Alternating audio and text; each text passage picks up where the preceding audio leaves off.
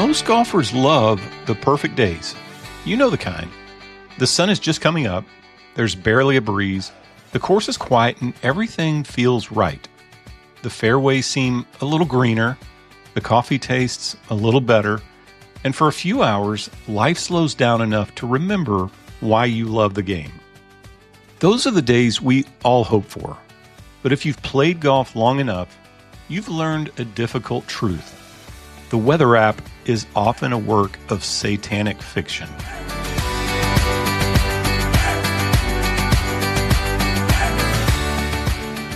Hey friends, my name is Mark, and welcome back to another episode of Shanktification. And sometimes the forecast says 10% chance of rain. And by the third hole, you're wondering how the weatherman is still employed. The winds start blowing harder than promised. The drizzle turns into rain. The rain turns into a monsoon. And the monsoon turns the course into a flood zone. Your grips get slippery. Your socks are soaked. And at some point, you realize you've spent several $100s on waterproof golf gear that's apparently water resistant for about the first 7 minutes. Eventually, every golfer asks the same question: why am I still out here? And honestly, the answer is usually, I honestly don't know. We're in a series talking about the 7 churches and how they look through a golf lens. And today we're on the second church of Smyrna.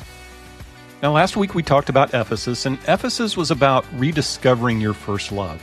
Smyrna today is about something different.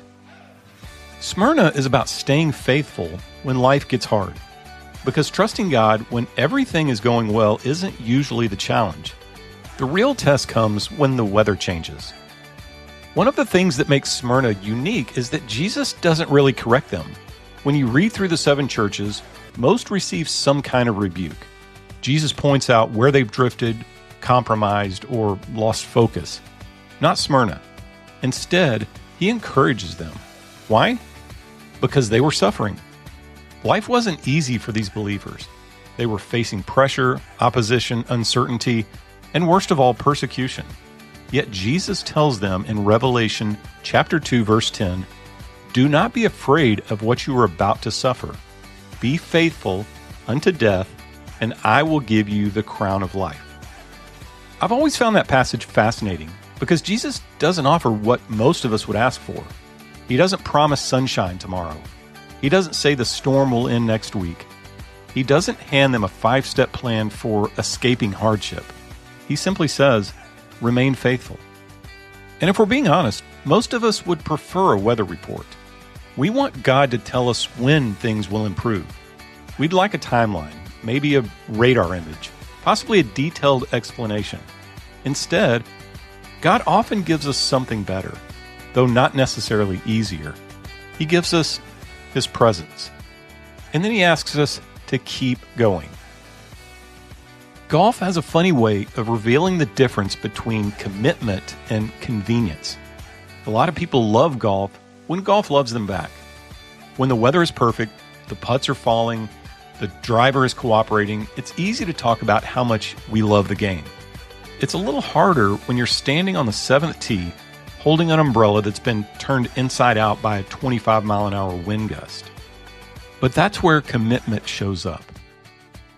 It's early in the morning and your alarm goes off and the forecast looks terrible.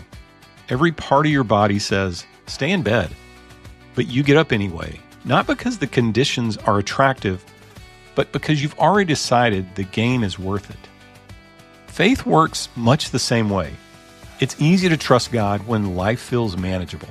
When relationships are healthy, work is going well, and the future looks bright. Faith often feels natural. But eventually, every believer encounters a season when following Jesus is no longer convenient. That's where commitment gets tested. One thing I've learned from both golf and life is that storms reveal things. On a beautiful golf day, everybody seems patient. Everybody seems positive.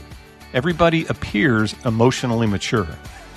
But then somebody gets caught in sideways rain and suddenly we discover what was hiding beneath the surface. The storm didn't create the frustration, it just introduced it. Hard seasons often do the same thing spiritually. Many of us believe we trust God completely until life becomes difficult. The diagnosis arrives, the job disappears, a relationship falls apart, a prayer goes unanswered, and suddenly we're confronted with what we've really been trusting all along. The storm doesn't create our faith, it reveals it. I remember recently being caught in one of these Texas spring rains that just came out of nowhere on the golf course. We were on about the 14th tee, far away from the clubhouse, and it just came a downpour. Now, we live in Texas, so we're used to these just spring rains coming out of nowhere. So I've got the full gear, I've got the rain pants, the rain jacket, the umbrella, all the things. But when we teed off that morning, the weather was great. It was fine. There was no rain in the forecast. So all of the monsoon weather gear that I had packed up in my car to go to the golf course today got left in the car that day. So there we were, rain-soaked, huddled up under a small little tree that was doing about as much good as trying to fight off a tiger with a fly swatter. And we began to laugh at ourselves. And it was just such a joke to continue playing. So we continued playing. And looking back at that round, what we learned was that golf wasn't the goal. The goal wasn't shooting a number. The goal wasn't staying dry. The goal was simply staying in the round. And sometimes that's exactly what faith looks like.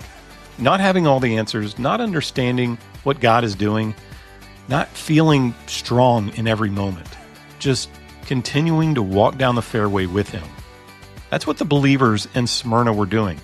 They didn't know when the suffering would end. They didn't know how the story would unfold.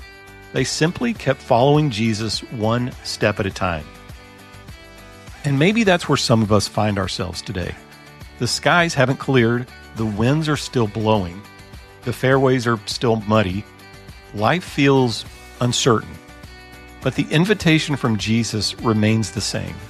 Be faithful. Not because the storm is small, not because the answers are obvious, but because He's still with us in the middle of it. One day, every storm will end.